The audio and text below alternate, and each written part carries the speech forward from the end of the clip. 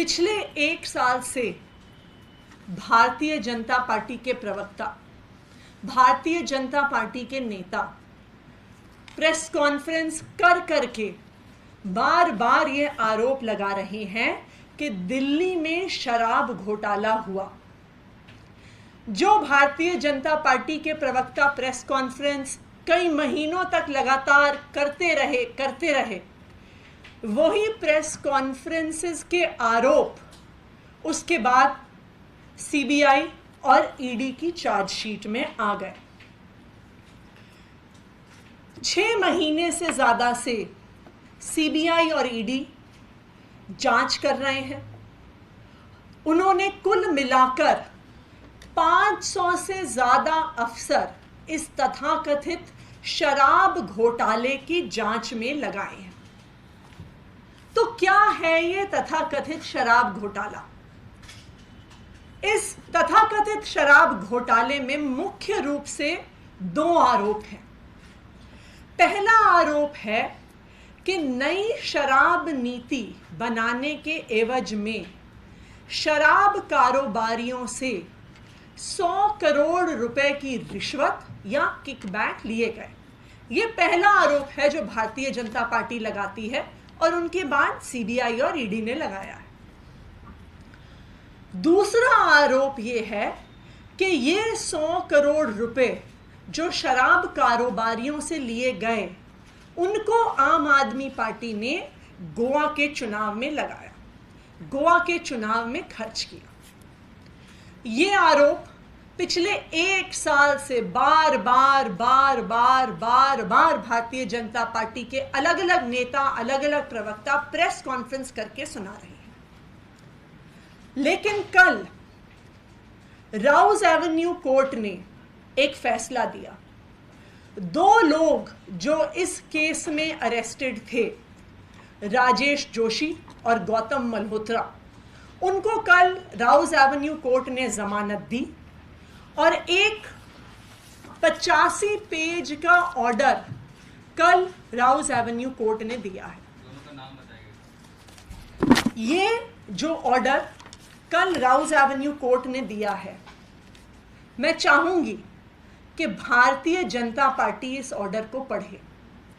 मैं चाहूंगी कि जो सारे टीवी चैनल पिछले एक साल से इस तथाकथित घोटाले की रिपोर्ट्स चला रहे हैं, इस ऑर्डर को पढ़ें, क्योंकि कल का ये राउज एवेन्यू कोर्ट का ऑर्डर ये स्पष्ट कर देता है कि 100 करोड़ तो छोड़िए, 30 करोड़ छोड़िए, एक नए पैसे के भ्रष्टाचार का सबूत ईडी और सीबीआई के पास नहीं है। बार बार इस 86 पेज के ऑर्डर में जज सिर्फ एक बात दोहरा रहे हैं कि कोई भी सबूत ईडी ने सामने नहीं रखा है।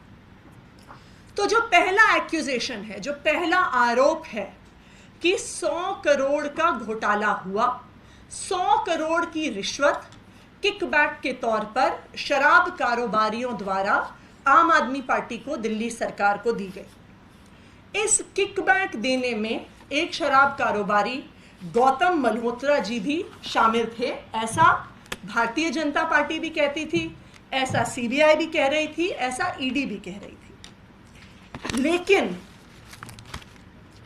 कल कोर्ट ने बहुत स्पष्ट तौर से पैरा 74 में अपने ऑर्डर में कहा है, there is no specific evidence showing any such cash payment towards payment of bribe or repayment of kickbacks. The only evidence presented has been some vague statements made by witnesses, and on the basis of these statements, it cannot be inferred that cash payments were given as bribes. So court ये स्पष्ट तौर से कहता है कि रिश्वत देने का, एक नए पैसे की भी रिश्वत देने का कोई भी सबूत कोर्ट के सामने नहीं रखा गया है। ईडी के पास कोई भी सबूत नहीं है। तो ईडी की कहानी शुरू होती है 100 करोड़ रुपए से। हालांकि ये 100 करोड़ रुपए का जो अमाउंट है ये कहाँ से आया ये बिल्कुल भी स्पष्ट नहीं है, क्योंकि ईडी खुद अपनी चार्जशीट में सिर्फ 30 करोड़ रुपए के अमाउंट की बात करता है। तो पहले 100 करोड़ से तो ईडी खुद 30 करोड़ पे आ गई। ये जो 30 करोड़ है जो तथाकथित रूप में किकबैक के रूप में आया, उस पर यह आरोप है कि एक शख्स जिनका नाम है राजेश जोशी, जो बेचारे एक छोटे से वेंडर हैं, पोस्टर लगाते हैं, आउटडोर की होर्डिंग लगाते हैं, एसएमएस भेजते हैं, आईवीआर कॉल भेजने वाले एक छोटे से वेंडर हैं, उन पर यह आरोप लगा कि 30 करोड़ रुपए इस रिश्वत से, इस किकबैक से राजेश जोशी जी के माध्यम से दिल्ली आया और फिर राजेश जोशी जी ने ये 30 करोड़ रुपए दिल्ली से गोवा पहुंचाया।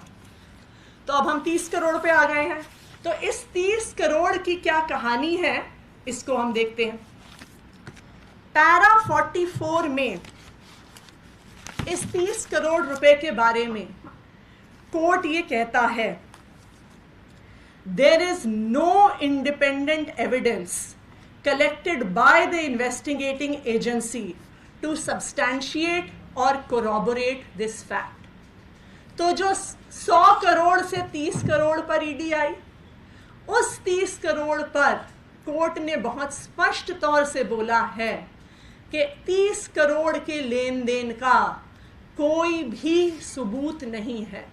और कोर्ट ने उसके बाद बोला है कि आपके पास जो सबूत है हम उसे सबूत नहीं मान सकते हैं कि राजेश जोशी का नंबर किसी के फ़ोन में सेव था, कि राजेश जोशी ने किसी को कॉल किया। उन्होंने कहा नंबर सेव होना, किसी एक व्यक्ति का दूसरे व्यक्ति को कॉल करना कोई भी सबूत नहीं माना जा सकता। उसके बाद ईडी ने कहा अपने आरोप में कि ये जो 30 करोड़ रुपए राजेश जोशी ने तथाकथित रूप से दिल्ली से गोवा पहुंचाए, इस पैसे का हवाला, इस पैसे का लेन देन पर्चियों के माध्यम से हुआ। इस पर्चियों पर भी कोर्ट ने बहुत सख्त टिप्पणी करी है। इस ऑर्डर के पैरा 46 में इन पर्चियों के बारे में कोर्ट का ये कहना है, however, even these paper slips have not been recovered either in hard or in digital form from the mobile phone of any witness or any hawala operator. Number 2, no record seized from any hawala operator in connection with this amount has been presented to the court। यानी आपने जो कहा कि 30 करोड़ रुपए पर्चियों के लेन then के माध्यम से गोवा, दिल्ली से गोवा गए, उसका भी कोई सबूत ईडी के पास, सीबीआई के पास नहीं है। तो ये तो ध्वस्त हुआ पहला आरोप कि 100 करोड़ की रिश्वत दी गई, क्योंकि ना 100 करोड़ की रिश्वत का, ना उस 100 करोड़ के लेन देन का, ना उसको दिल्ली से गोवा या कहीं पहुंचाने का कोई भी सबूत कोर्ट के सामने रखा गया। दूसरा आरोप, दूसरा मुख्य आरोप जो इस शराब घोटाले में तथाकथित रूप से लगाया गया है कि जो पैसा रिश्वत के तरह से किकबैक के तौर पर 100 करोड़ रुपया आया, उसको गोवा के चुनाव में खर्च किया गया। पिछले 6 महीने से ईडी, सीबीआई के सारे अफसर गोवा में बैठे हुए हैं। उन्होंने आम आदमी पार्टी के साथ काम करने वाले हर वेंडर के ऑफिस में छापा मार दिया, हर वेंडर को पूछताछ के लिए बुलाया, कभी गोवा में बुलाया, कभी दिल्ली में बुलाया। 6 महीने की पूछताछ, 6 महीने के रेड, 6 महीने के छापों के बाद जिस ईडी ने 100 करोड़ रुपए के घोटाले का आरोप लगाया, उन्होंने कोर्ट के सामने कहा कि आम आदमी पार्टी ने गोवा के चुनाव में 19 लाख रुपए कैश में खर्च किया है। तो अब ईडी ने पूरे देश के सामने जांच करके साबित कर दिया है कि आम आदमी पार्टी देश की सबसे ईमानदार पार्टी है, कि आम आदमी पार्टी ने गोवा में चुनाव लड़ा और सिर्फ 19 लाख रुपए कैश में खर्च किए और बाकी सारा खर्चा चेक में किया। ये ईडी की जांच ने साबित कर दिया।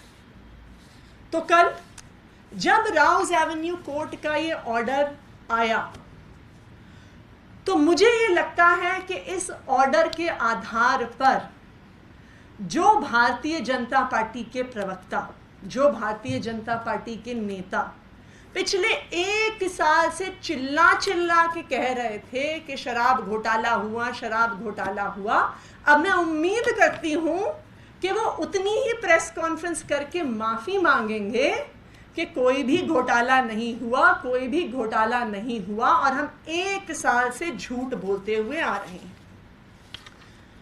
कल के इस ऑर्डर ने सीबीआई और ईडी का पर्दाफाश कर दिया है।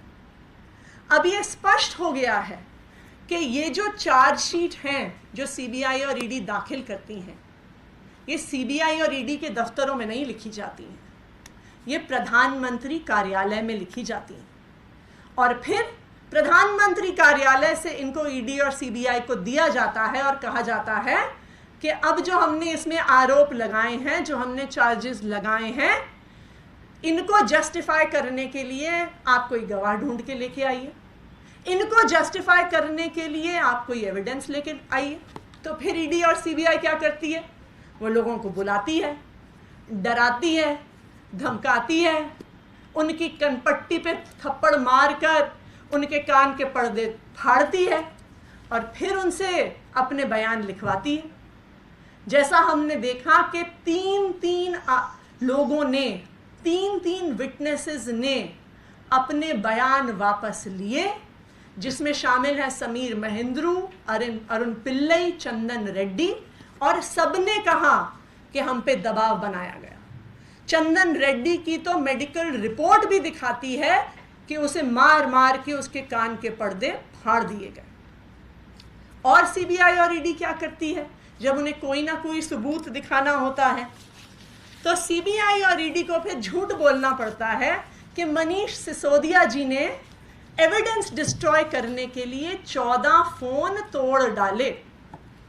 लेकिन जब हम खुद बिना किसी रिसोर्सेज के थोड़ा जांच करते हैं और फोन के IMEI नंबर निकालते हैं तो पता चलता है कि उस 14 में से 7 फोन तो सीबीआई और ईडी के पास खुद हैं और 7 बाकी फोन अभी भी अंडर यूज है। तो ये भी सीबीआई ईडी को जो झूठे एविडेंस प्रेजेंट करने पड़ते हैं उनका पर्दाफाश हो जाता है। फिर सीबीआई और ईडी को लगता है कि हमें कुछ तो दिखाना पड़ेगा, हमें ऊपर से आदेश आया है, हमें पीएमओ से आदेश आया है, तो फिर वो चार्जशीट में संजय सिंह जी का नाम डाल देते हैं। लेकिन जब संजय सिंह जी उन्हें लीगल नोटिस भेजते हैं तो फिर ईडी को माफी मांगनी पड़ती है और कहना पड़ता है कि जी हमसे गलती हो गई, हमने गलती से संजय सिंह जी का नाम डाल दिया। तो कुल मिलाकर एक चीज अब देश के सामने आ गई है कि जो कुछ भी शराब घोटाले के नाम पर बताया जा रहा है ये सरासर झूठ है, बेबुनियाद है, बिना किसी सबूत के है। कोई भी ऐसा घोटाला नहीं हुआ है। और अब कोर्ट की ऐसी टिप्पणी के बाद जहां पर कोर्ट अपने आदेश में ये कहता है कि किसी भी आरोप के लिए there is absence of any satisfactory corroborative material and there are contradictions and deficiencies in the statements that are being made by the enforcement directorate। तो जब कोर्ट ईडी के बारे में ऐसा बयान देता है तो अब देश के प्रधानमंत्री नरेंद्र मोदी जी की और उनकी पार्टी भारतीय जनता पार्टी की ये जिम्मेदारी है कि वो सामने आए और देश से माफी मांगे कि वो पिछले 1 साल से पूरे देश को गुमराह कर रहे हैं, आम आदमी पार्टी को बदनाम कर रहे हैं, अरविंद केजरीवाल को बदनाम कर रहे हैं, मनीष सिसोदिया जी को बदनाम कर रहे हैं। Thank you.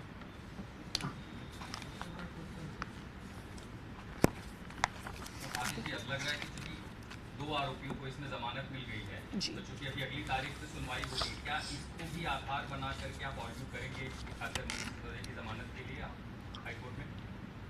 देखिए, हम बिल्कुल आर्ग्यू करेंगे, और आज तक चाहे ईडी हो चाहे सीबीआई हो, वो मनीष सिसोदिया जी के खिलाफ कोई भी सबूत कोर्ट में नहीं पेश कर पाई। लेकिन सीबीआई और ईडी को पीएमओ से आदेश आता है, उस आदेश के आधार पर उन्हें चार्जशीट दायर करनी होती है, उस आदेश के आधार पर उनको कोर्ट में खड़े होकर डिफेंड करना पड़ता है। ये सीबीआई और ईडी की मजबूरी है। लेकिन अब इस कोर्ट के आदेश ने इस तथाकथित शराब घोटाले का पर्दाफाश कर दिया है और पूरे देश को बता दिया है कि कोई भी ऐसा घोटाला नहीं हुआ।